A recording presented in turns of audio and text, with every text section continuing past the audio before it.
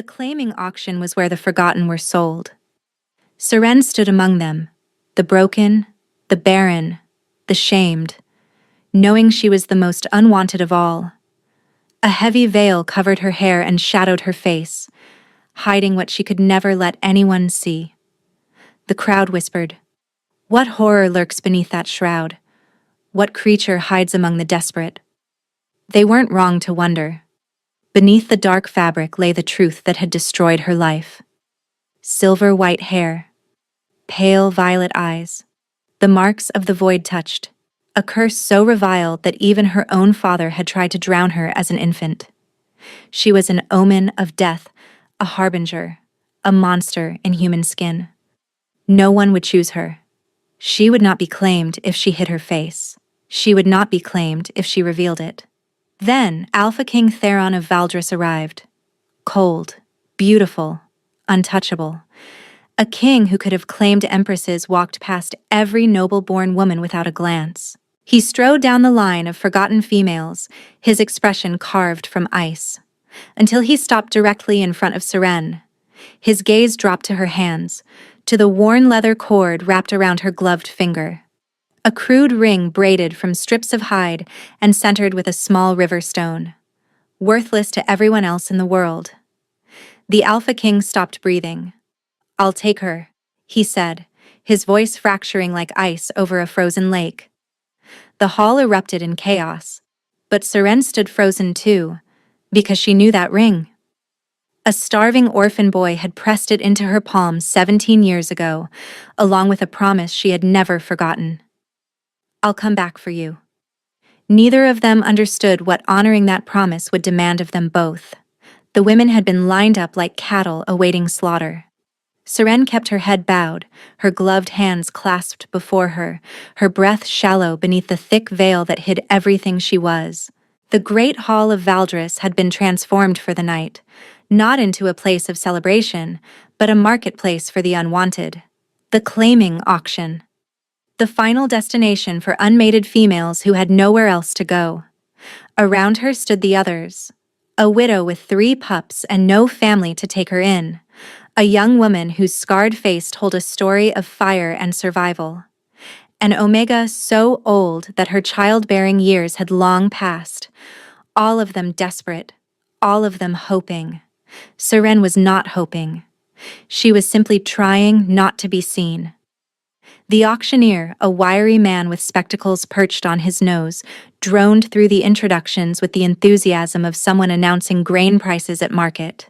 Female, 23 summers, capable of domestic work, fair health, no living pups. No one was listening.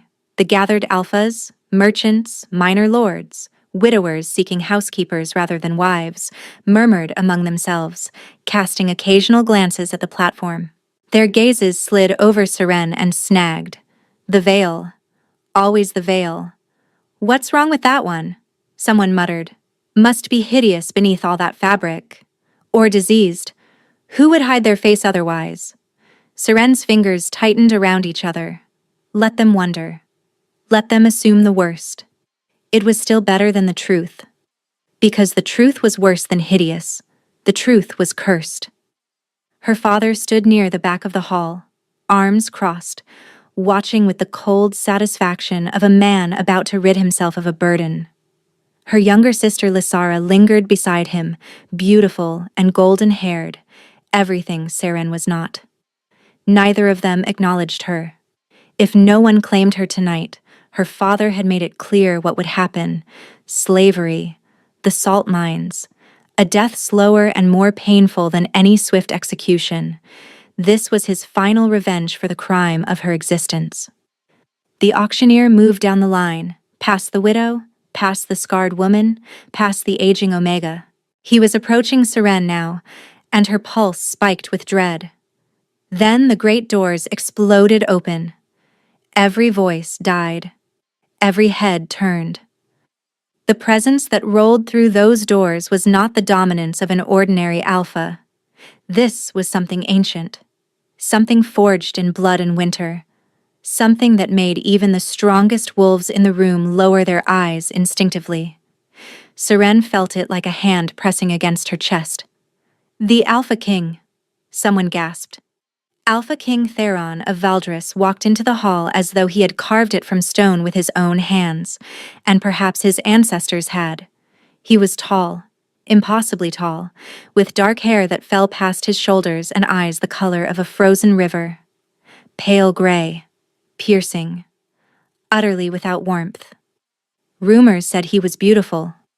Rumors said princesses wept when he refused their marriage proposals, and that poets had drowned themselves trying to capture his likeness in verse. But Seren thought beautiful was the wrong word. Beautiful implied softness, approachability. There was nothing soft about this man. He was a blade given human form. Why would the king come here? The whispers rippled through the crowd. He could have anyone. Why a claiming auction? Theron ignored them all. His gaze swept the platform with clinical precision, assessing, dismissing. He walked past the widow without slowing, past the scarred woman, past the aging Omega. His footsteps stopped directly in front of Seren. She kept her head bowed, staring at the stone floor, and her blood rushing so loudly in her ears she could barely think. The silence stretched. No one in the hall dared breathe.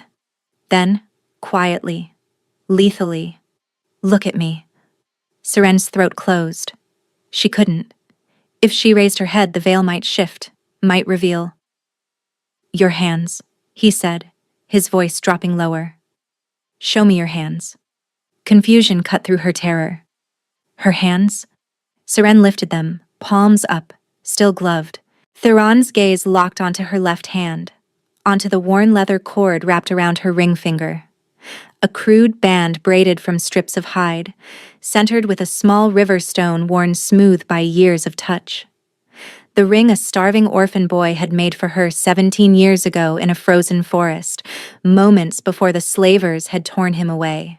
The Alpha King went absolutely still, his face drained of color, his eyes widened. For one impossible moment, the cold mask cracked, and beneath it, Seren glimpsed something that looked almost like pain. "Where did you get that?" His voice was barely a whisper.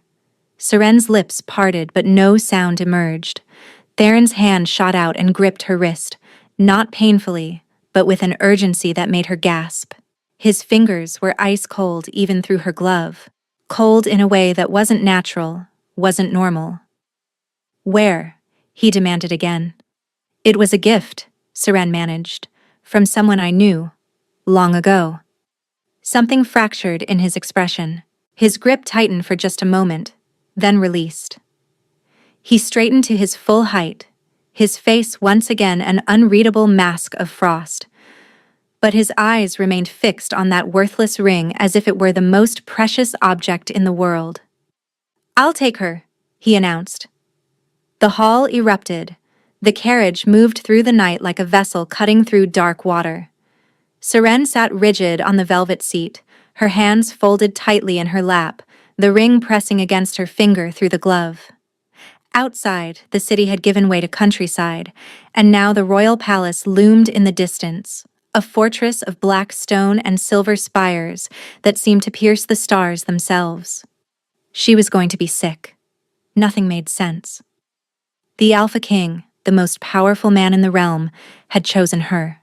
Her, the veiled woman at the auction, the unwanted daughter, the void-touched curse that even her own father couldn't wait to be rid of.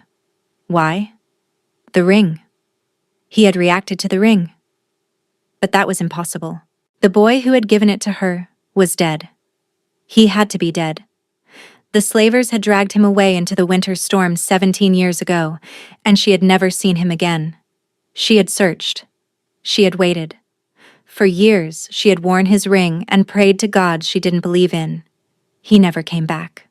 So why had the Alpha King looked at this worthless piece of braided leather as though it held the answer to every question he had ever asked? The carriage stopped. A footman opened the door, and Seren stepped out onto smooth obsidian stone, her legs unsteady beneath her. The palace rose above her like a mountain made of shadow and frost.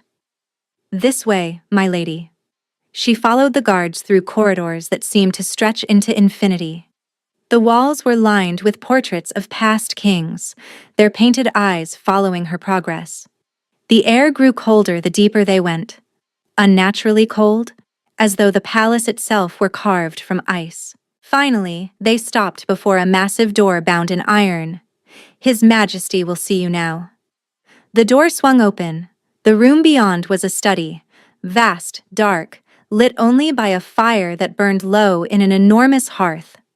Shelves of books lined the walls, maps and documents covered a massive desk, and standing beside the window, silhouetted against the pale moonlight, was Theron. He didn't turn when she entered. Seren dropped into a curtsy, her veil swaying forward. "Your Majesty."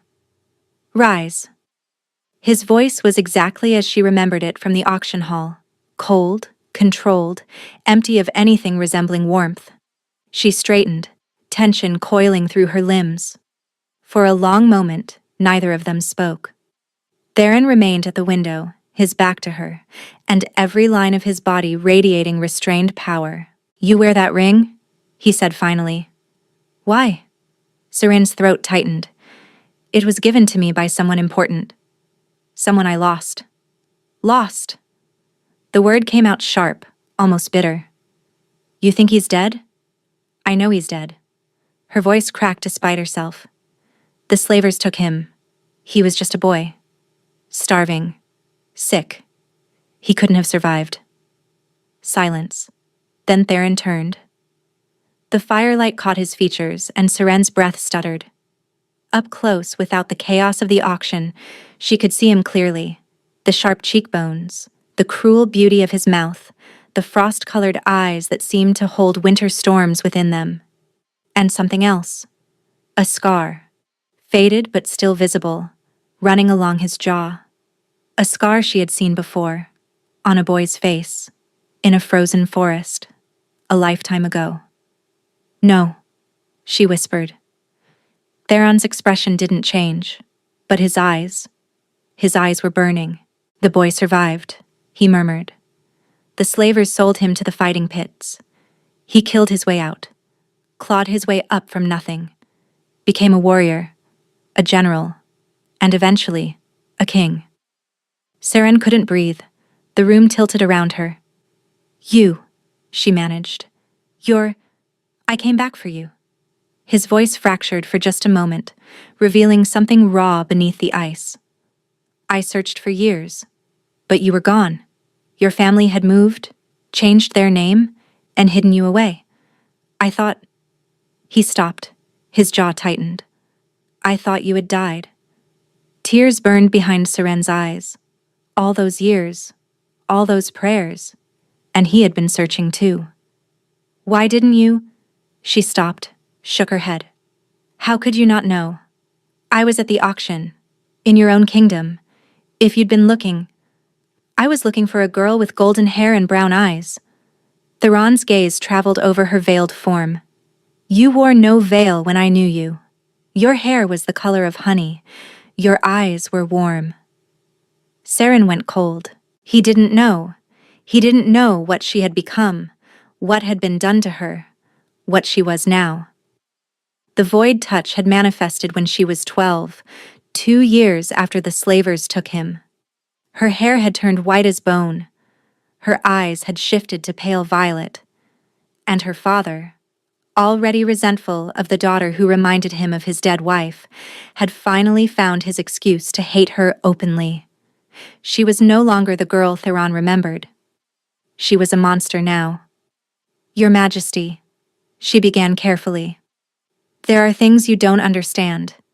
Things about me that have changed. I don't care." The words stopped her cold. Theron crossed the distance between them with predatory grace, stopping close enough that she could feel the unnatural cold emanating from his body. "I made you a promise 17 years ago. I intend to keep it." "What promise?" His hand rose, giving her time to pull away. When she didn't, his fingers closed around hers, around the hand wearing his ring. Even through the glove, his touch was ice. "I promised I would come back for you," he said.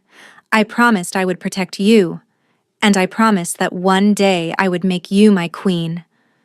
Seren's stomach knotted with emotion she couldn't name. But I should be clear about something, Theron continued, his voice hardening back into frost.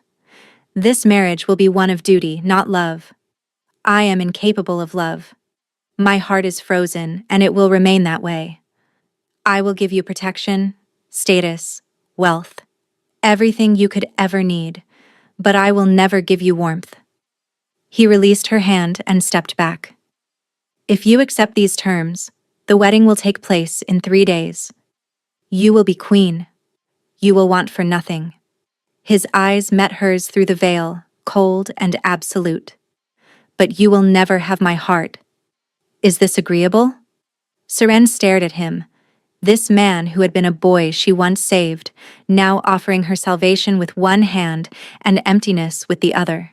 She thought of her father waiting to sell her to the mines. She thought of 17 years of hiding, of shame, of being called a curse. Cold over cruelty, she thought. Yes, Your Majesty, she breathed. It's agreeable. Theron nodded once. Then I will see you at the altar. He turned back to the window, dismissing her. But as Seren reached the door, his voice stopped her one final time. The veil, he said without turning. You hide yourself. Why? Her hand tightened on the door frame. Because what's beneath would only prove that the girl you remember is gone, Your Majesty. She left before he could respond. But even as she walked away, she felt his gaze on her back. Cold, curious, and haunted by something that might have been grief. The morning of the contract signing arrived cold and gray. Seren had barely slept. The chambers they had given her were larger than any room she had ever occupied.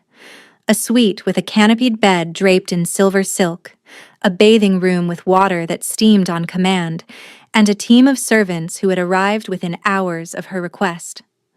Blind servants. Just as she had asked, when she made the request, she expected refusal, mockery, and delay. Instead, the head steward had simply bowed and said, "It will be done, my lady." And it was. 6 women who could not see her face, her hair, her cursed eyes. They bathed her gently in rose-scented water. They brushed her hair without flinching at its unnatural color. They dressed her in soft gray silk and arranged her veil with careful hands. No one had been gentle with Seren in a very long time. She wasn't sure whether to weep or run. Now, walking through the palace corridors toward the council chamber, Seren tried to steady herself. Her father would be there. The thought made her stomach twist into knots. He had come to witness the contract signing, to ensure the transaction was complete, to wash his hands of her forever, and to remind her, no doubt, of everything she owed him for not drowning her when she was born. The council chamber doors swung open. The room was enormous. A long table dominating the space, windows behind it letting in pale morning light. The Alpha King sat at the head, flanked by 2 advisors whose faces revealed careful neutrality. He was dressed in black. Of course he was. The color suited him, emphasizing the breadth of his shoulders and the sharp angles of his face. In the daylight, he looked even more severe than he had the night before, a king carved from winter itself. And at the far end of the table, deliberately not looking at her, sat her father. Lord Varon Ashford was a handsome man in his late 40s, silver threading through his dark hair, his jaw perpetually set in an expression of cold disapproval. Beside him sat Lysara, golden and beautiful in a gown of pale blue, her eyes flickering between curiosity and something that looked almost like jealousy. "Please sit," Theron said, gesturing to a chair near him. Seren sat. One of the advisors cleared his throat. "Your Majesty, the marriage contract has been prepared according to your specifications. If you would permit me to summarize." "That won't be necessary." Theron picked up the document, scanned it briefly, and then set it down. "I will explain the terms myself." His gaze found Seren, or rather, found the veil where her face should be. "First and most important," he said, No one will ever be permitted to see you without your consent. Not myself, not my household, not any member of my court or kingdom. You will receive veils of the finest make, servants who cannot see, and absolute authority over who views your face. Seren's breath caught. Second, Theron continued, you will be queen. You will receive lands, titles, wealth, and all privileges accorded to the crown. You will lack for nothing. She waited for the cruelty to follow, the catch, the trap. Third, he said, his voice dropping into something colder. We will not share a life beyond what is necessary. We will not share chambers. We will not dine together. You will attend royal functions at my side perhaps 3 or 4 times a year to maintain appearances. Otherwise, our paths will not cross. Seren felt her father's eyes on her, waiting for her to flinch, to weep, to beg. She kept her voice steady. And children, your majesty? You will give me heirs to secure the succession. Theron's tone remained clinical, factual. Once you have done so, our physical relationship will end. That is the extent of what I require from you. Her father surged forward. Your Majesty, I must protest. You don't understand what you're binding yourself to. If you knew what was beneath that veil. I wasn't speaking to you. Theron's voice could have frozen fire. I was speaking to my future queen. The words hung in the air, sharp as a blade. Lord Varen's face mottled with fury, but he forced himself back into his seat. Seren's blood rushed in her ears. My future queen, he had said. Is this agreeable to you? Theron asked. Seren thought of everything she had endured. The drowning attempt when she was 3 days old. The years of being called cursed, monster, omen of death. The beatings when her father drank too much. The isolation. The shame. This man was offering her safety, protection. A life where no one would look at her with hatred. And all he asked in return was that she expect nothing from him. Yes, your Majesty, she said clearly. It's more than agreeable. You honor me greatly. One of the advisors coughed uncomfortably. Lord Varen looked as though he might explode. And Theron? Theron tilted his head slightly, a shadow of confusion crossing his features. Honor you, he repeated. I have just told you I will never love you, never share my life with you, and never be more than a distant stranger who happens to bear your title. And you consider this an honor? Seren met his gaze through her veil. Yes, your Majesty, she murmured. Because you have also promised to protect me, to respect my wish for privacy, and to never look upon me with disgust. She paused. That is more than anyone has ever offered me. Far more than I deserve. The room went very still.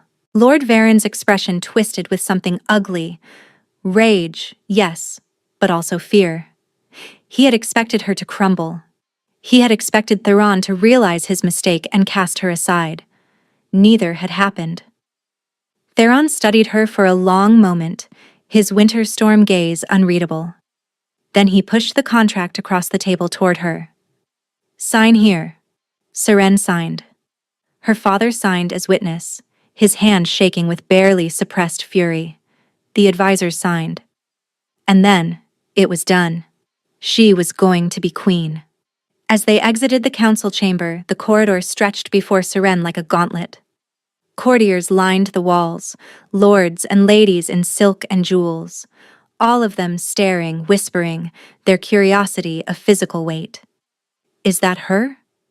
Why does she hide her face? The king could have anyone. Why choose this creature?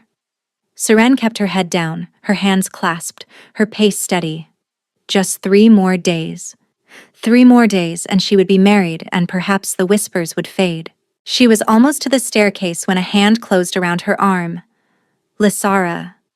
Her sister's beautiful face was flushed, her golden eyes bright with something between anger and desperation. We need to talk, Lysara said. Now. Against her better judgment, Seren allowed herself to be pulled into a small alcove off the main corridor. A window overlooked the frost-covered gardens, gray light filtering through the glass. "You can still refuse him," Lysara said without preamble. Seren blinked. "Why would I refuse him?" "Because when he discovers what you are, he'll destroy you." Lysara's voice rose despite herself. "You think a king will tolerate a void touched as his queen? You think the court will bow to a woman they believe is cursed?" Seren's hands curled into fists beneath her veil. "He's promised never to look at me." "And you believe him?" Lysara laughed bitterly. "He's the Alpha King, Seren. Women throw themselves at his feet daily. Eventually, he'll insist on seeing your face. And when he does, when he sees those eyes, that hair—" "He'll what?" Seren interrupted. "Cast me aside? Send me to the mines? Kill me?" She shook her head. "Father has already promised me worse than that. At least with the king, I have a chance." Lysara stepped closer, her voice dropping to a hiss. "You killed Mother, Seren. You know that, don't you? She died giving birth to you. And ever since that day, everything you've touched has turned to ash." Her sister's eyes glittered with unshed tears. "Father was right about you. You're a curse. And now you're going to curse the entire kingdom." The words hit like a blade between Seren's ribs. "I didn't kill her," Seren whispered. "I was a baby. I didn't—" "You destroyed our family?" Lysara's voice cracked. "And now you're going to destroy the king too. I can see it. The same way I saw what happened to Mother. To the servants who looked at you too long. To the stable boy who tried to help you." Dread pooled in Seren's gut. "Kieran died of fever. That wasn't—" "He looked into your eyes the day before he fell ill." Lysara stepped back, her expression hardening into something like fear. "Everyone who gets close to you dies, Seren. That's what the void touch does. It drains the life from those around you." "That's not true." "The king seems kind to you now," Lysara continued, ignoring her. "But mark my words, when he finally sees what you really are, he won't just reject you. He'll execute you for deceiving him." And honestly, her sister's smile was sharp and cold. "Maybe that would be mercy. For everyone." She turned and walked away, her golden hair catching the light. Seren stood alone in the alcove, trembling. The stable boy's face flashed through her mind. Kieran, 13 years old, with kind brown eyes. He had brought her extra bread sometimes, when her father forgot to feed her. He had smiled at her. And then, he had died. Coincidence, she told herself. Fever. It was fever. But the doubt coiled in her chest like a serpent, cold and patient. What if Lysara was right? What if the void touch wasn't just a mark? What if it was truly a curse? What if everyone who loved her was destined to die? Seren looked down at the ring on her finger, the crude leather band that Theron had made for her when he was a starving orphan with nothing else to give. He had survived. He had come back for her. But now she wondered if that survival was temporary. And if by marrying him, she was simply signing his death warrant. The cathedral bells tolled at dawn. Seren stood before the mirror in her chambers, her reflection a ghost draped in white silk and silver thread. The wedding gown was the most beautiful thing she had ever worn, perhaps the most beautiful thing she had ever touched. Layers of gossamer fabric cascaded to the floor like frozen waterfalls, embroidered with tiny crystals that caught the light and scattered it into rainbows. And covering it all, hiding the bride beneath, was the veil. 3 layers of it. Thick enough that no one would glimpse even a shadow of her features. Heavy enough that she felt its weight on her shoulders like armor. The blind maids had dressed her with trembling hands, awed to be preparing a queen. They had braided flowers into her hidden hair without knowing its unnatural color. They had pressed perfume to her throat, without seeing her cursed eyes. "You look beautiful, Your Majesty," one of them whispered. Seren almost laughed. How would they know? But she simply murmured her thanks and turned toward the door. The carriage ride to the cathedral passed in a blur of noise and color.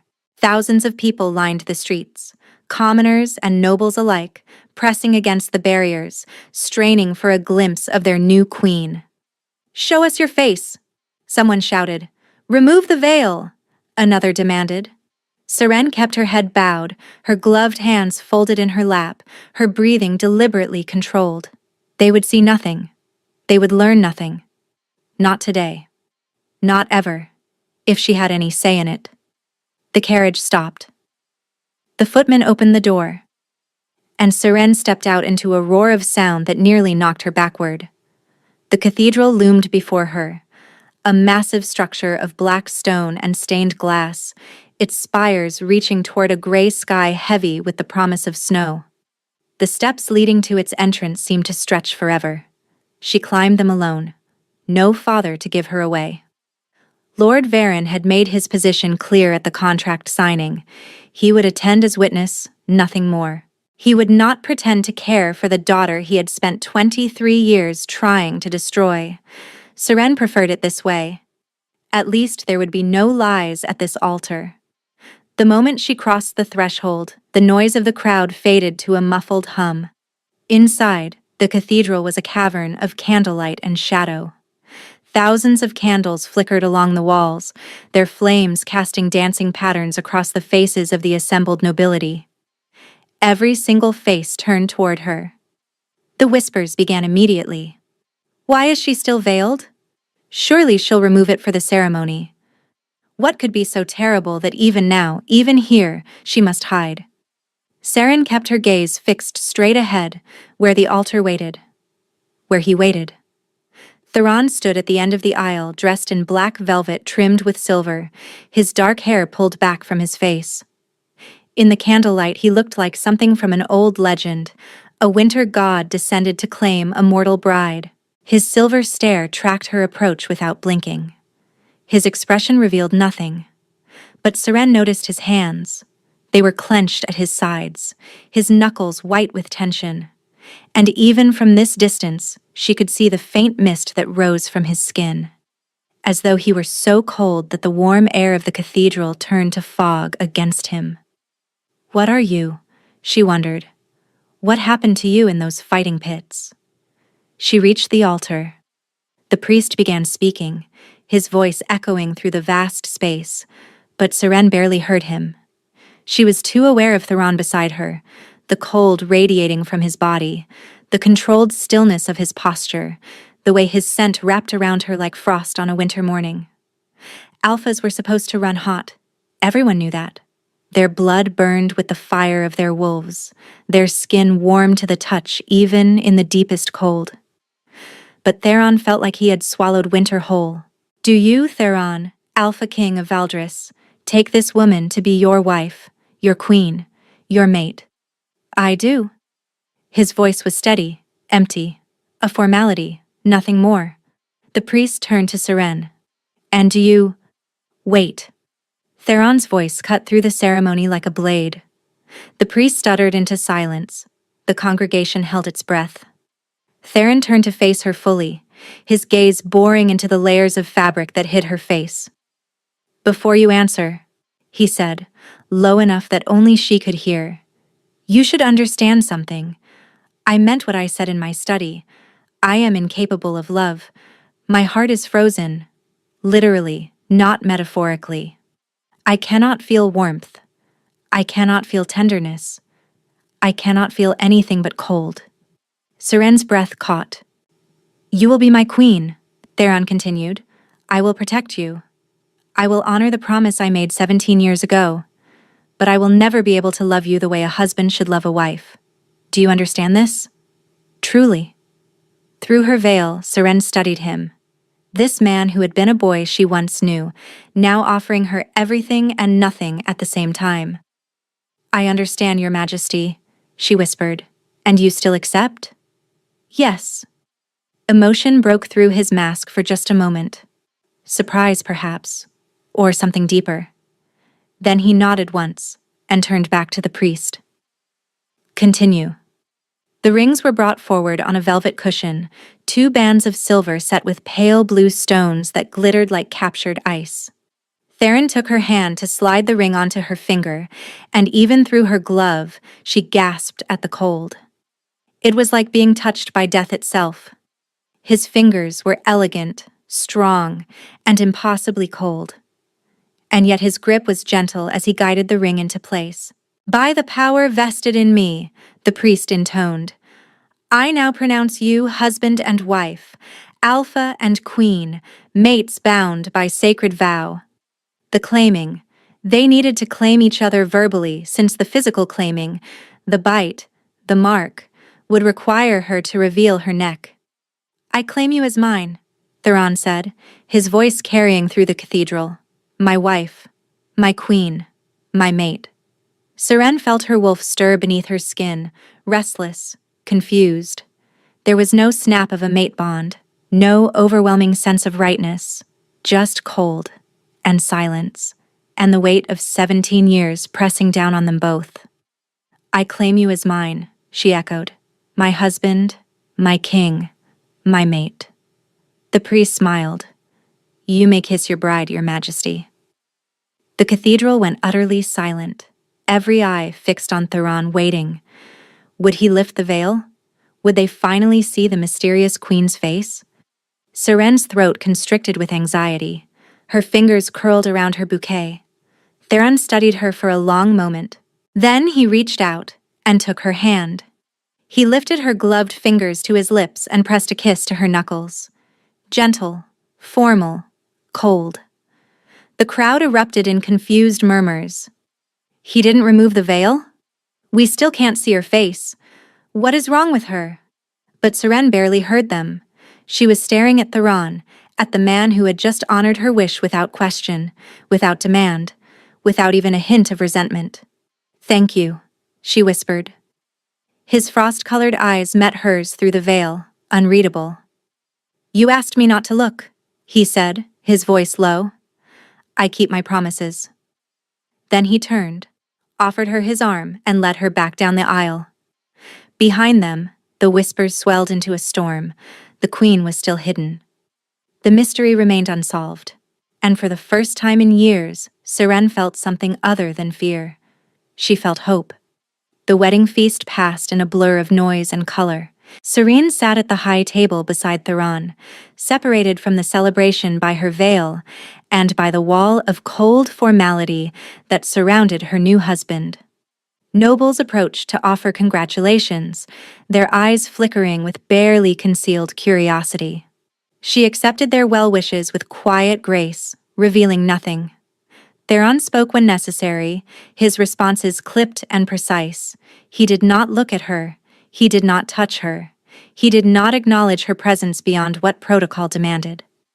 And yet, whenever a lord stepped too close, Theron's hand would brush against hers beneath the table, a brief, icy touch that made the interloper step back without knowing why. Whenever a lady's whisper grew too pointed, Theron would turn his wintry gaze in her direction, and the woman would fall silent mid-sentence. He was protecting her, silently, constantly, without ever admitting that was what he was doing. By the time the feast ended, Seren's nerves were wound so tight she could barely breathe. The maids led her to the royal chambers, a suite even larger than her previous rooms, dominated by a massive canopied bed draped in silver and black. They prepared her with trembling hands. Rose-scented bath, soft nightgown, hair brushed until it gleamed, though none of them could see its cursed color. Then they left her alone. Seren sat on the edge of the bed, her hands folded in her lap, anxiety coiling through her limbs. This was it. The consummation. The next step in the contract she had signed. She had known this was coming. She had agreed to it willingly. But that didn't stop the fear from pressing against her chest like a weight. 3 soft knocks at the door. "Come in," she managed. Theron stepped inside, and the temperature in the room dropped by several degrees. He had changed from his formal wedding clothes. Gone was the velvet and silver, replaced by a simple white shirt unlaced at the throat and dark trousers. His hair hung loose around his shoulders. In the candlelight, with his sharp features softened by shadow, he looked almost human, almost warm. But the mist that rose from his skin betrayed the truth. He closed the door behind him with a soft click, then stood very still, studying her from across the room. "You're afraid?" he observed. It wasn't a question. Seren's fingers twisted in the fabric of her nightgown. "I've never... I haven't... I know." He didn't move closer. "I won't hurt you. That's not why I'm here. The contract... The contract requires an heir." His voice was clinical, detached. "But not tonight. Not until you're ready." Seren blinked. "What?" Theron crossed to the window, keeping his distance. "I told you I would protect you. That includes protection from myself." He paused, his back to her. "I know what I am, Seren. I know what this body feels like to touch. Cold, unnatural, unpleasant. That's not... I won't force you to endure something that brings you discomfort simply because a piece of paper demands it." He turned to look at her, his silver stare glittering in the candlelight. "When you're ready, truly ready, you'll tell me. Until then, we will share this chamber for appearances only. I'll sleep in the chair." Seren stared at him, warmth blooming unexpectedly in her chest. He was offering her time, patience, understanding. This cold, frozen king who claimed he couldn't feel anything was showing her more kindness than anyone had in her entire life. "You don't have to sleep in the chair," she heard herself say. Theron went still. "The bed is large enough for both of us," Seren continued, her voice barely above a whisper. "You can stay on your side, I'll stay on mine, but you don't have to be uncomfortable just because I'm adjusting." A long silence stretched between them. "You're not afraid of me," Theron said, as though trying to understand a puzzle that wouldn't resolve itself. "I've spent my entire life being afraid." Seren lifted her chin, though he couldn't see the gesture through her veil. "I'm tired of it." His mask slipped for just a moment. Surprise, perhaps, or something warmer. Then he nodded once. "Very well." He crossed to the bed with measured steps, giving her ample time to change her mind. She didn't. He lay down on the far side, leaving a careful distance between them, his arms folded over his chest like a corpse in a coffin. The cold emanating from him reached her even across the space, a gentle wave of winter that should have made her shiver. Instead, Seren found herself inching closer. "What are you doing?" Theron asked, his voice carefully controlled. "You're cold," she said simply. "You're always cold. Doesn't it bother you?" "I'm used to it." "That's not the same as it not bothering you." She moved closer still, until she was near enough to feel the full force of the cold radiating from his body. It was like lying beside a block of ice. Any normal person would have recoiled, but Seren had spent her life being called unnatural, being called wrong, being told that her very existence was a curse upon the world. She knew what it felt like to be treated as a monster. With deliberate care, she reached out and placed her hand on his chest. Theron went absolutely rigid. His breath caught. His eyes widened. "What are you—" "You're not freezing me," Seren observed. "I thought you would be, but it's just cold, like a winter morning. Bracing, not painful." She could feel his heart beneath her palm, beating fast despite his frozen exterior. Could feel the tension in his muscles, the war between pulling away and staying still. "How?" he breathed. "Everyone else who touches me?" "Maybe I'm not like everyone else." The words hung between them, heavy with meaning neither of them fully understood. For a long moment, neither moved. Then Theron's hand rose to cover hers where it rested on his chest. His touch was cold. His skin was ice. But his grip was gentle, and his eyes, when they met hers through the veil, held something that looked almost like wonder. "Perhaps not," he murmured. They stayed like that, hand over hand, heart beneath palm, until Seren's eyes grew heavy and sleep pulled her under. When she woke at dawn, Theron was gone. But the pillow beside her was still cold, And on the nightstand, she found a single winter rose, white as snow, cold to the touch, but beautiful nonetheless. The days that followed settled into a strange rhythm. Theron came to her chambers every evening, just as protocol demanded. He would enter with a nod, acknowledge her presence, and then retreat to his side of the bed. They barely spoke. They barely touched. But he always came. And Seren found herself waiting for him. She spent her days exploring the palace, learning its corridors, discovering its hidden gardens, navigating the whispers and stares of the court. The nobles watched her like hawks circling prey, searching for weakness, for cracks in her armor. She gave them nothing. But at night, alone with Theron, the armor fell away. "Tell me about the fighting pits," she said one evening, 3 weeks after their wedding. Theron's hand stilled on the book he had been reading. "Why would you want to know about that?" "Because I want to know you." Seren turned to face him, pulling her legs beneath her on the bed. "The real you. Not the king everyone fears, not the frozen warrior with no emotions.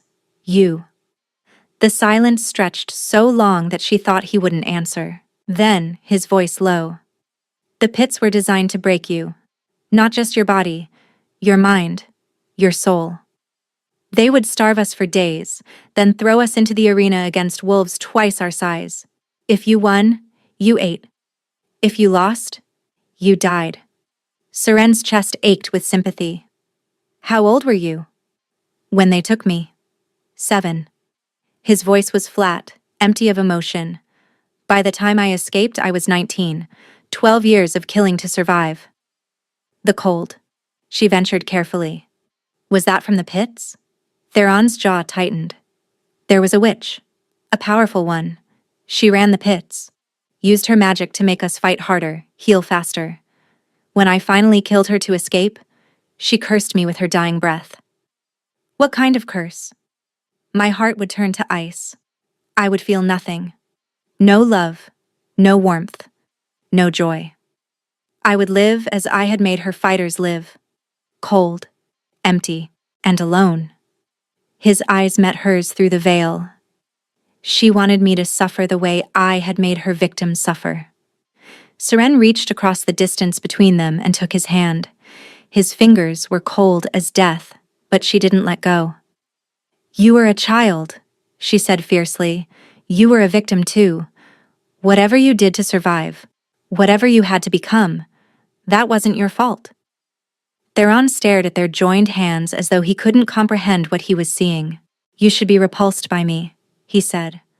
"I've killed more people than I can count. I can't feel warmth. I can't love you. And yet you touch me as though none of that matters." "It doesn't matter." "How can it not matter?" Seren smiled beneath her veil, though he couldn't see it. "Because I know what it's like to be called a monster, Theron. I know what it's like to be hated for things beyond your control. And I know that the boy who gave me this ring," she lifted their joined hands, the crude leather band visible on her finger, "wasn't a monster. He was kind. He shared his bread with me when he was starving himself. He made me a ring from scraps because he wanted me to have something beautiful." Her voice softened. "That boy is still inside you somewhere. The witch didn't destroy him. She just buried him in ice." Theron's hand trembled in hers. His breathing had gone ragged. "You shouldn't believe in me," he whispered. "Everyone who believes in me ends up disappointed." "Then I'll be disappointed." Seren squeezed his fingers. "But I won't stop believing." For a long moment he simply looked at her. This veiled woman who had somehow seen past his frozen exterior to something he had thought was dead. Then he lifted her hand to his lips and pressed a kiss to her knuckles. It was cold. Everything about him was cold, but it was also gentle. "I don't deserve you," he murmured against her skin. "Maybe not," Seren agreed, "but you have me anyway." That night, for the first time, Theron didn't retreat to his side of the bed. He lay beside her, close enough that his cold seeped into her warmth, and let her curl against his chest like a cat seeking shelter from a storm. Is this uncomfortable for you? He asked, his voice strained. The cold? No, Seren murmured, already half asleep. It's just you. I like you. She felt him go still, felt the sharp intake of breath that froze into mist above them. And then, so quietly she almost missed it, she heard him whisper, I like you too. It wasn't love. It couldn't be love.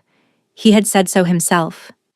But as Seren drifted off to sleep, she thought maybe it could be the beginning of something. Over the following weeks, everything changed. Theron began arriving earlier in the evenings before the sun had fully set. He would bring dinner to her chambers instead of making her sit through the awkward formal meals in the great hall. They would eat together, talking about everything and nothing, his kingdom, her childhood, books they had read, places they wanted to see. He smiled more. Small smiles, barely there, but real. And Seren found herself watching for them, treasuring them like rare gems. You're beautiful when you laugh, she said one evening before she could stop herself. Theron blinked, caught off guard. No one has ever called me beautiful. That's because they're terrified of you. And you're not? Seren tilted her head, considering. I was at first. But now? She shrugged. Now I just see you. Not the king. Not the legend. Just you. Something shifted in his expression. The ice in his gaze seemed to thin, revealing depths she hadn't seen before. Warmth buried so deep it had almost frozen completely. You should be careful, he said, his voice low. Seeing me too clearly might be dangerous. Why? Because I might start wanting you to. The words hung between them, heavy with implication. Seren's pulse quickened. Would that be so terrible? Theron reached across the space between them and touched her veil, not to remove it, just to trace his cold fingers along its edge. I don't know, he admitted. I've never wanted anything before, not since the pits. Wanting things only led to pain. His fingers stilled. But with you, I find myself wanting things I know I can't have. What things? His hand dropped. He looked away. It doesn't matter. But it did matter. Seren could see it in the tension of his shoulders, the way his hands curled into fists, the mist that rose more heavily from his skin when his emotions ran high. He wanted her. He wanted to feel something for her. And it was tearing him apart that he believed he couldn't. That night, after he had fallen asleep beside her, Seren lay awake staring at the ceiling. I'm falling in love with him, she realized. With his rare smiles, with his unexpected gentleness, with the way he protected her without asking for anything in return. I'm falling in love with a man who says he can never love me back. She should stop. She should guard her heart, keep her distance, and remember that this was a contract and nothing more. But as she turned to watch him sleep, his face peaceful, the frost on his skin glittering in the moonlight, she knew it was already too late. She loved him. And that love might be the most dangerous thing of all. 2 months had passed since the wedding. 2 months of dinners together. 2 months of conversations that stretched into the small hours of the night. 2 months of falling asleep beside him and waking to find winter roses on her pillow. Seren had never been happier, and she had never been more terrified. Because something was wrong with Theron. She first noticed it 3 weeks ago, a slight tremor in his hands when he reached for his wine goblet. She had dismissed it as fatigue. Being king was exhausting after all. But then the tremors grew worse. Then came the coughing. Harsh, racking coughs that left him gasping, frost crystallizing on his lips. He would wave away her concern, insist it was nothing, and retreat into his cold silence until the episode passed. But Seren watched. Seren noticed. The mist that rose from his skin had grown thicker. The cold that emanated from him had intensified. Some nights, she would wake to find ice forming on the blankets where his body touched them. He was freezing from the inside out. You're getting worse, she said one evening, watching him struggle to hold a quill steady enough to sign a document. Theron's jaw tightened. It's nothing. It's not nothing. Seren crossed the study and placed her hand over his, stilling the tremor. Your hands are shaking. You're coughing up frost. The servants are afraid to touch you because you're so cold it burns them. The servants should mind their own business. Theron. She squeezed his fingers. Please, talk to me. For a long moment he said nothing. His wintry gaze stared at their joined hands, at the contrast between her warmth and his cold. The curse is progressing, he said finally, his voice flat. It was always going to progress. The witch designed it that way. A slow death rather than a quick one. More suffering. Seren's chest clenched painfully. How long have you known? Since before I found you. He pulled his hand away, turning toward the window. I've been dying for years, Seren. I just didn't care until now. Until now? He was silent for so long that she thought he wouldn't answer. Then, his voice rough. Until I had something to live for. The words hit her like a physical blow. There must be a cure, she said urgently. There must be something. There isn't. His voice was final. I've searched. Consulted every healer, every witch who would speak to me. The curse is tied to my heart. The only way to break it would be to thaw the ice that has formed there. Then we'll find a way to thaw it. Theron turned to look at her, and his expression shattered her heart. Hopeless, resigned, already grieving. The ice doesn't thaw, Seren. That's the nature of the curse. The more I feel, the colder I become. The closer I get to warmth, the faster the ice spreads. His voice cracked. Don't you understand? Caring for you is killing me. Seren felt her veins turn to ice. No, she whispered. No, that can't be true. Every moment I spend with you, the curse accelerates. Every time He stopped, his hands curling into fists. Every time I want to feel something for you, the ice grows thicker. Tears burned behind Seren's eyes. Then stop. Stop caring. Stop spending time with me. If distance will save you, I can't. The words tore out of him like a confession. I've tried. Every night I tell myself I won't come to your chambers. Every morning I swear I'll stay away. But then I see you. And His voice broke completely. I can't stay away from you, Seren. Even knowing it's killing me. Even knowing I'm signing my own death warrant every time I touch you. The room spun around her. All this time she had been falling in love with him. And all this time, her love had been killing him. Just like Lysara said, everyone who gets close to you dies. I'm a curse, Seren whispered, tears streaming down her face beneath her veil. I've always been a curse. My mother died giving birth to me. The stable boy who was kind to me died of fever. And now you. No. Theron crossed the distance between them in 2 strides and gripped her shoulders. This is not your fault. The curse was placed on me years before I ever found you again. You didn't cause this.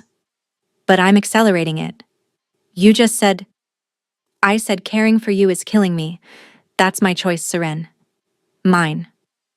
His cold hands cupped her veiled face with raw intensity. And I would make it again. 1,000 times over.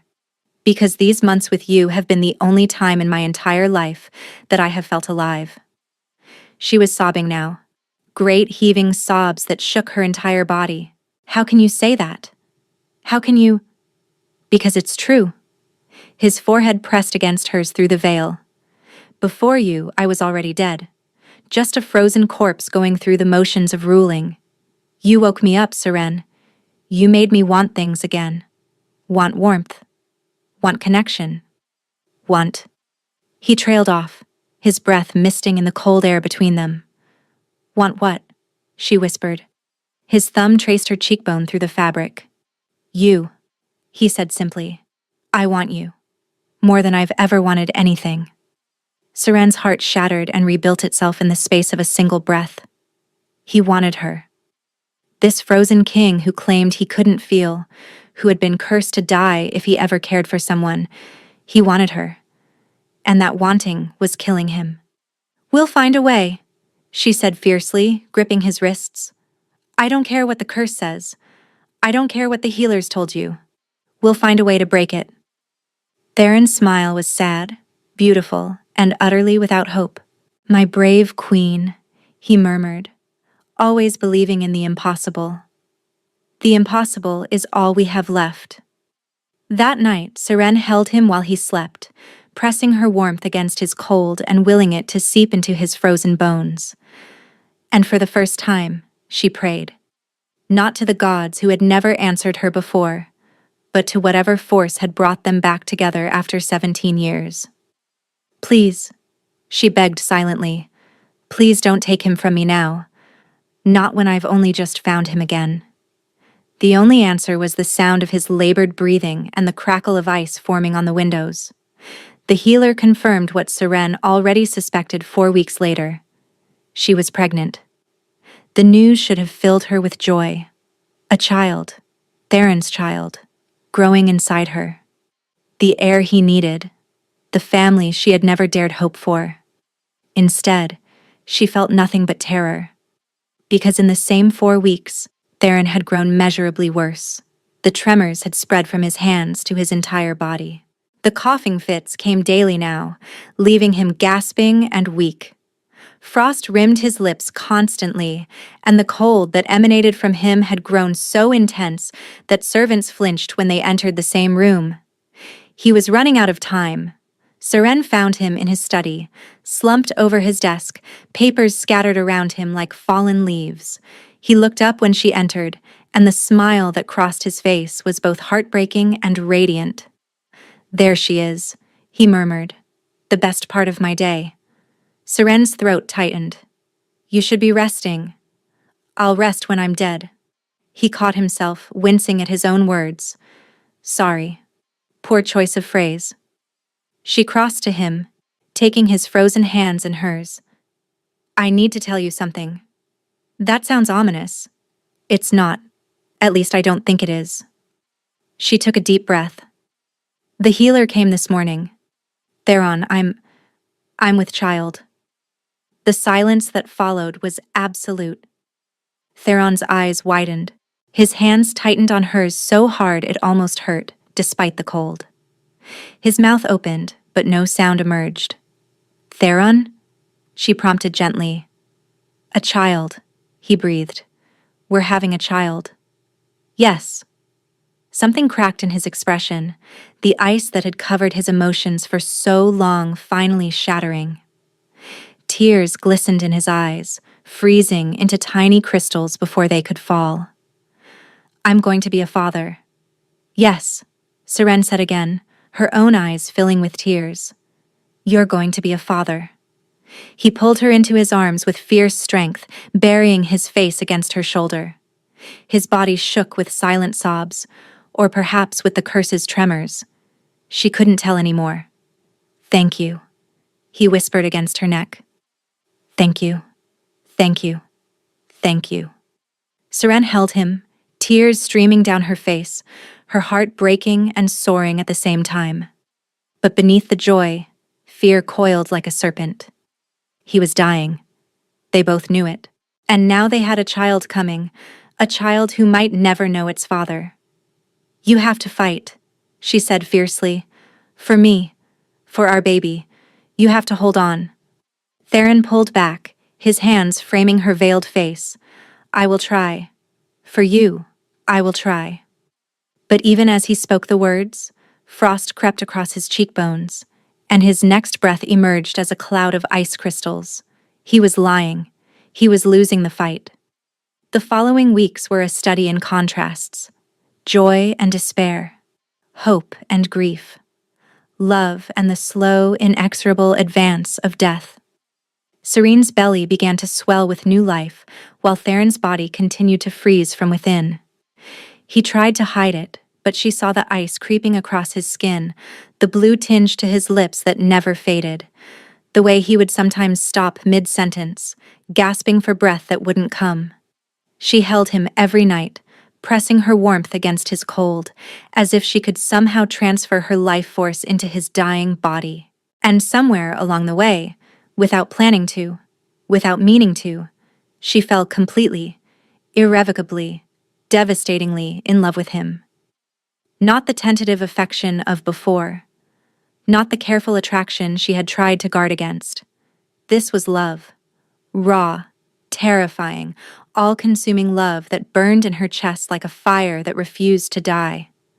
She wanted to tell him. She needed to tell him. But she was afraid. Because what if her love made the curse worse? What if hearing the words accelerated his death? Then, one night, she couldn't hold it back any longer. They were lying in bed together, his cold body pressed against her warm one, her hand resting over his heart. She could feel it beating, slower than it should, labored, struggling against the ice that encased it. "Theron," she whispered. "I need to tell you something." He shifted, his wintry eyes finding hers in the darkness. "What is it?" Seren's pulse raced. Her mouth went dry. But the words spilled out anyway, unstoppable. "I love you." Theron went absolutely still. "I know you said you can't love me back," Seren continued, the words tumbling over each other. "I know the curse makes it impossible, but I needed you to know. Before whatever happens, I needed you to know that you are loved, that I love you, that I will always." "Seren." His voice was strangled. "Seren, stop." "I can't stop. I've tried. But I love you so much it feels like I'm drowning, and I love you too." The words cut through her confession like a blade. Serene's breath caught. "What?"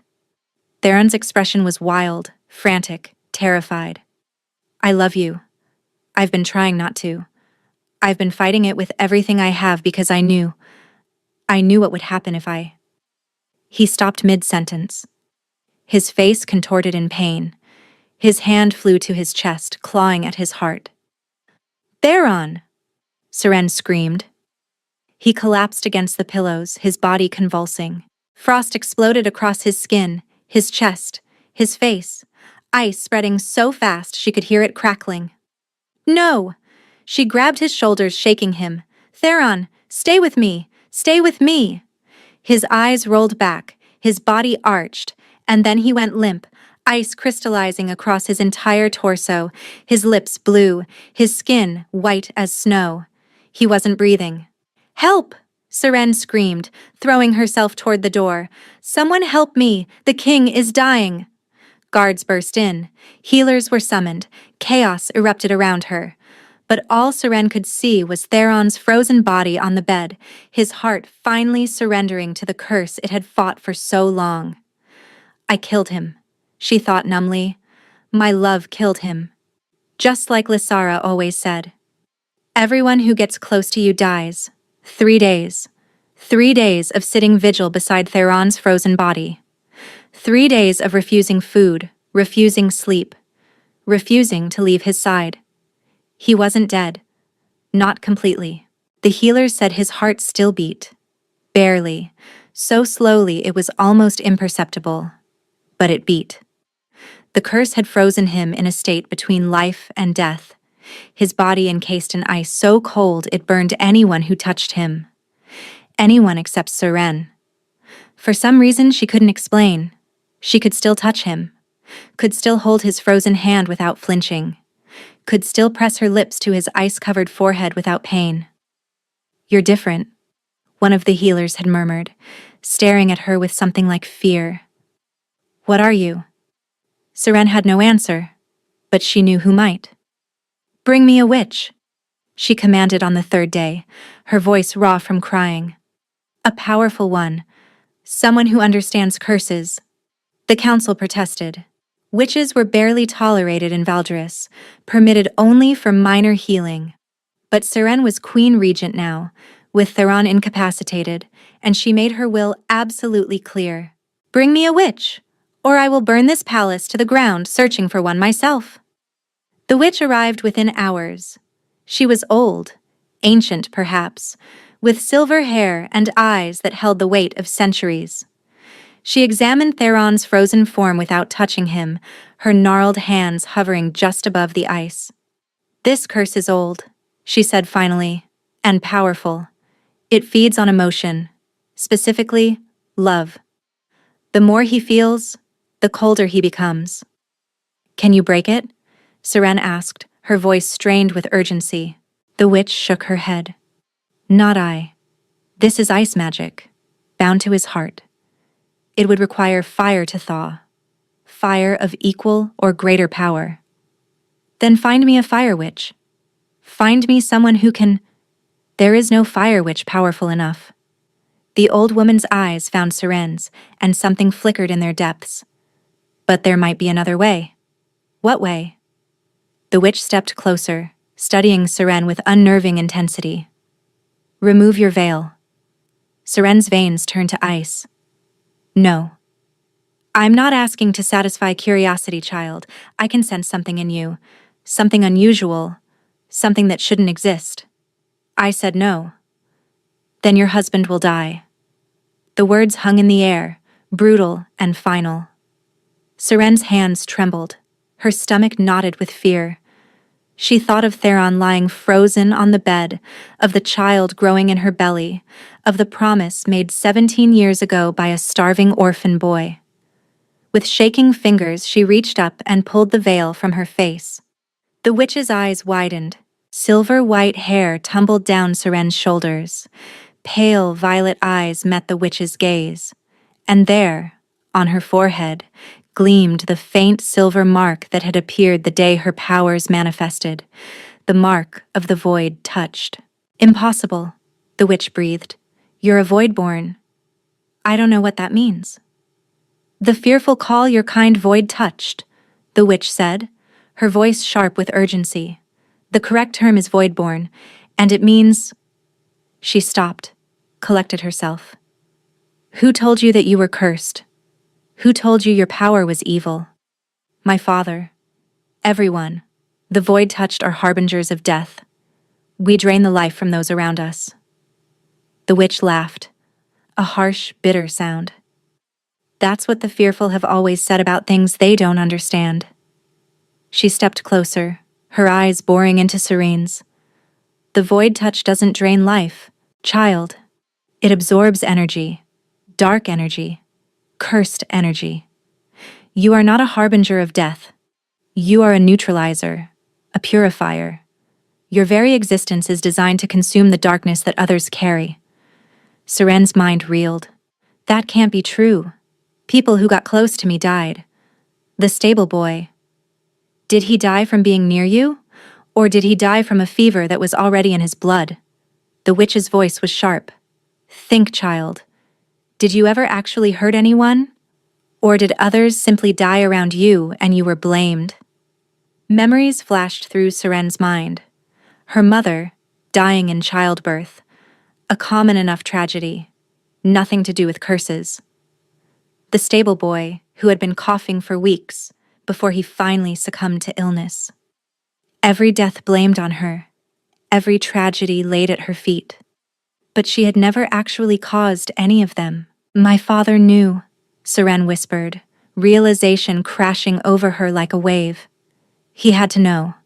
The mark, the powers. He told me they were evil, but he must have known what I really was. More lies, she realized with cold fury. Everything he'd ever told her was designed to control her. If he told you otherwise, he had his reasons. The witch's expression hardened. Fear, greed, control. The void-born are rare and valuable. If he kept you hidden, kept you believing you were a monster, he could control me. Serene's hands curled into fists. He could use my shame to keep me obedient, invisible, and powerless. Yes. Seren turned toward the frozen figure on the bed, hope blazing in her chest. Can I save him? Can my power break the curse? It's possible. Your energy could absorb the dark magic that binds him. The witch paused. But there's a risk. The curse is vast, ancient, and deeply rooted. Absorbing it could destroy you. I don't care. And your child? The magic might... I don't care. Seren's voice broke. He is everything to me. If I can save him, I will, whatever the cost. The witch studied her for a long moment, then nodded. Then you'll need the seal that binds your powers. My powers aren't bound. Yes, they are. Partially. At least? The witch's eyes narrowed. Someone placed a limiter on you years ago, suppressing the full extent of what you can do. Without removing it, you won't have enough power to break the curse. Seren's blood turned to ice. My father, she breathed.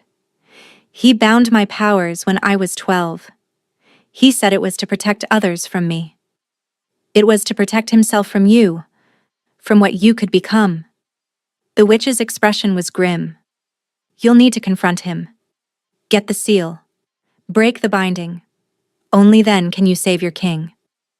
The ride to her father's estate took 3 hours. Seren pushed her horse to its limits, 2 of Theron's personal guards flanking her. Snow had begun to fall, thick, heavy flakes that turned the world white and silent. The Ashford estate loomed before her as the sun began to set. She hadn't been here since the day she left for the auction, and the sight of it made her stomach turn with old memories, old fears. But she wasn't the same woman who had left this place. She was a queen now, and she would not be afraid. The servants tried to stop her at the door. Lady, Your Majesty, Lord Varen is not receiving— He'll receive his queen, Seren said coldly, pushing past them.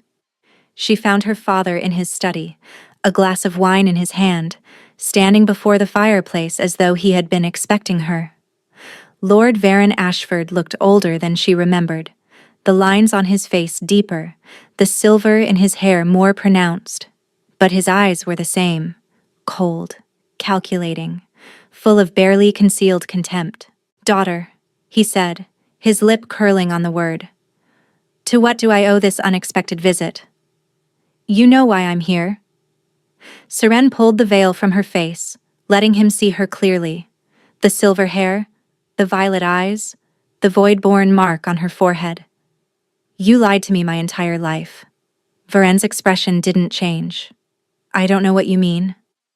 The void touch isn't a curse. It doesn't drain life. You knew that. Seren stepped closer, her fists clenched. You told me I was a monster to control me. You bound my powers to keep me weak. You made me hate myself so I would never question you. Ah. Varen took a sip of wine. So someone finally told you the truth. You're not even going to deny it. Why would I? He set down the glass, turning to face her fully. Yes, I knew what you were. I knew from the moment you were born. The silver mark, the way the shadows seemed to gather around your cradle. Your mother knew too. She was terrified of you. She died giving birth to me. You can't know what she felt. She died because of you. Varen's voice went cold. The void-born draw energy from those around them, especially at birth. You drained her life force while you were still in the womb. Seren's heart stuttered with pain. That's not— The witch said. The witch told you what you wanted to hear. Her father smiled, cruel and knowing. The truth is more complicated. You can neutralize dark energy, yes, but you can also consume light energy if you lose control. Your mother was simply the first victim. You're lying. Am I? He stepped closer, his eyes boring into hers. Why do you think I kept you bound? Not to control you, to protect others from you. You are dangerous, Seren. You always have been. Seren's resolve wavered. The doubt crept in, cold and poisonous. But then she remembered Theron's frozen body, remembered the child growing in her womb, remembered 17 years of being told she was worthless, unwanted, a monster. Her father had spent her entire life breaking her down, making her doubt herself, making her afraid of her own power. She was done being afraid. Give me the seal, she said firmly. Varen's smile widened. No. I wasn't asking. She moved before he could react, crossing the distance between them and slamming him against the wall with strength she hadn't known she possessed. The void mark on her forehead blazed with sudden light, silver fire that illuminated the entire room. What? Varen's eyes went wide with genuine fear. How are you? You underestimated me. Seren's voice was barely recognizable, deeper, resonant, thrumming with power that had been suppressed for far too long. You kept me weak, kept me afraid, kept me believing I was nothing. But I am not nothing, Father. I am a Voidborn. I am a queen. And I am going to save the man I love. The door burst open behind her. Lysara stood in the doorway, her face pale and her eyes wide. Seren, she gasped. What are you? Stay back, Seren warned, not taking her eyes off her father. This is between him and me. But Lysara didn't retreat. Instead, she moved closer, her expression shifting from shock to something else, something that looked almost like hope. The seal, Lysara said, her voice trembling. I know where it is. Serene's grip on Varen faltered. What? I found it years ago. I didn't know what it was, but Lysara's voice broke. I heard what he said. About Mother. About you. Tears streamed down her face. I'm so sorry, Seren.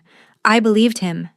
I believed everything he told me about you, and Later, Seren said, echoing words from what felt like another lifetime. We'll talk later. Right now, I need that seal. Lysara ran from the room. Varen struggled against Seren's grip. You can't do this. You don't understand what you're unleashing. Your power is too great, too dangerous. Then I'll be dangerous, Seren said coldly. For once in my life, I'll be exactly what you always told me I was. And I'll use that power to save the people I love. Lysara returned, breathless, pressing a small crystal sphere into Seren's hand. This is it. Break it, and the binding will release. Seren looked at the seal, this tiny object that had kept her imprisoned within herself for 11 years. Then she crushed it in her fist. Power exploded through her veins like liquid fire. The world turned silver. She could see everything, feel everything. Every thread of energy in the room, every heartbeat, every breath. And beneath it all, calling to her across the miles, she felt Theron's frozen heart. Holding on. Barely, but still holding on. I'm coming, she whispered. Hold on. I'm coming. She released her father, letting him crumple to the floor. Then she ran for her horse, leaving the Ashford estate behind forever. The palace was chaos when she returned. Servants ran through the corridors, their faces pale with terror. Guards stood at every door, hands on their weapons. And from the royal chambers came a sound that made Seren's blood run cold, the crack and groan of expanding ice. She pushed through the crowds, ignoring their gasps at her unveiled face, her glowing mark, her silver hair streaming behind her like a banner. The door to the royal chambers had frozen shut. Ice covered it in thick layers, spreading across the walls, the floor, the ceiling. Seren didn't hesitate. She placed her palms against the ice and let her power flow. The cold fought back, ancient, vicious, determined to consume everything it touched. But Seren was no longer the terrified girl who had been told her power was evil. She was a Voidborn, a neutralizer, and she would not be denied. The ice hissed and crackled as her energy consumed it. Silver light blazed from her hands, her forehead, and her entire body. She pushed harder, drawing the dark magic into herself, letting it burn through her veins. It hurt. Gods. It hurt like nothing she had ever felt before. But she didn't stop. The ice shattered. The door burst open, and there was Theron. He lay on the bed, completely encased in ice, his body frozen in a position of agony. The curse had consumed him entirely, turning him into a sculpture of frost and despair. But beneath the ice, his heart still beat. Seren climbed onto the bed, her hands shaking, her power blazing. She pressed her palms to his frozen chest and closed her eyes. I love you, she whispered. I love you, and I'm not going to let you go. Not now. Not ever. She poured everything she had into him, her power, her warmth, her love. The darkness of the curse rushed into her like a flood, cold, vicious, hungry. It wanted to consume her, to freeze her from within just as it had frozen him. But Seren held on. She thought of the orphan boy who had shared his last crust of bread with her. She thought of the ring he had made her from scraps, the promise he had whispered before the slavers tore him away. She thought of the king who had chosen her at the auction, who had respected her wish for privacy, who had fallen in love with her despite knowing it would kill him. She thought of the child growing in her womb, their child, a life they had created together. And she refused to let go. The curse fought. The darkness raged. But love was stronger. Inch by inch, the ice began to melt. Water streamed from Theron's body, pooling on the bed, dripping onto the floor. His skin shifted from white to pale to something approaching normal. His lips lost their blue tinge. And then, he gasped. His eyes flew open, gray eyes, no longer frozen, no longer empty. Alive, warm, terrified. Seren, he croaked. Seren, what? She collapsed against him, her power finally spent, her body trembling with exhaustion. I saved you, she managed. I told you I would. Theron's arms wrapped around her with fierce strength. She could feel his skin, warm now, actually warm. The cold that had defined him for so long was gone, replaced by the natural heat of a living body. You're warm, she whispered in disbelief. You broke the curse. His voice was thick with wonder, with tears. You actually broke the curse. My power. I'm a void-born. I can absorb dark energy. The words tumbled out in an exhausted jumble. My father lied to me. I was never a curse. I was... Seren. Theron pulled back just enough to frame her face with his hands, his warm hands, and for the first time, he truly looked at her. Unveiled, unhidden, her silver hair spilling around her face, her violet eyes meeting his, her void-born mark glowing softly on her forehead. You're beautiful, he breathed. Tears spilled down her cheeks. You don't think I'm beautiful, he repeated firmly. The most beautiful thing I have ever seen. And I don't just mean your face. He pressed his forehead to hers, his breath warm against her skin. I mean your heart, your courage, your stubborn, impossible, magnificent heart. Seren laughed through her tears. I thought I was losing you. You almost did. His voice cracked. But you didn't. You came for me, just like I came for you. He kissed her then, properly, fully, without barriers or veils or the cold that had always separated them. His lips were warm, his touch was fire, and Seren melted into him as 17 years of waiting finally ended, 6 months later. Seren stood in the palace gardens, their daughter cradled against her chest. The baby had her father's gray eyes and her mother's silver hair, a combination that had sent the court into whispered speculation and quiet wonder. Theron's firstborn, the Princess of Valdris, a child who would never know the cold. She's beautiful. Seren turned to find Lysara approaching, her expression tentative. Things between them were still healing. Years of hatred and misunderstanding couldn't be erased overnight. But they were trying. She has your chin, Lysara said, smiling softly. And Mother's nose, I think. Mother. Seren tested the word. It still hurt, but less than it used to. I wish she could have met her. She would have loved her. Lysara reached out and touched the baby's tiny hand. She would have loved you too, Seren. Father made you believe otherwise, but... Her voice broke. She loved you. I remember that much. She loved you from the moment she knew you existed. Seren's throat tightened. Thank you for telling me. Footsteps approached. Theron appeared around the corner, dressed in simple clothes rather than formal robes, his dark hair disheveled from sleep. He looked like a man now. Not a king, not a frozen legend. Just a man who loved his wife and daughter. There are my girls, he murmured, pressing a kiss to Serene's temple and stroking their daughter's cheek. How is our little miracle today? Hungry, Seren said with a tired laugh. Always hungry. She takes after her father. Theron grinned, a real grin, the kind he still seemed surprised to feel. I was a bottomless pit as a child.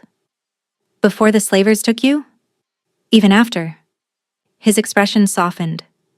Food was survival in the pits. I learned to eat whenever I could, however much I could. It's a hard habit to break. Seren leaned into him, absorbing his warmth. We never talked about it. The pits. What happened after you escaped? We have time now. He wrapped his arm around her, pulling both her and the baby closer. We have all the time in the world. No curse, no secrets, no ice between us. Just warmth. Just warmth, he agreed. They stood together in the garden, the three of them, as the sun set over Valdris and painted the sky in shades of gold and rose. Behind them, the palace hummed with life, servants preparing dinner, courtiers gossiping, guards changing shifts. Lord Varon Ashford sat in a prison cell, stripped of his titles and lands, awaiting trial for his crimes. Lysara had taken a position on the royal council, determined to help rebuild the relationship between her family and the crown. And somewhere in the nursery, a leather ring sat in a velvet box, crude, worthless to anyone who didn't know its story. But to Seren and Theron, it was priceless. A promise made by a starving orphan boy 17 years ago. A promise kept by a king who had fought his way back from death itself. I love you, Seren murmured against his shoulder. Theron pressed a kiss to her hair, his arms tightening around her. I love you too, Dio, he said. More than I ever thought possible. More than I ever knew I could. And this time, when he said the words, no curse stirred. No ice formed. No cold crept through his veins. There was only warmth. Only love. Only forever.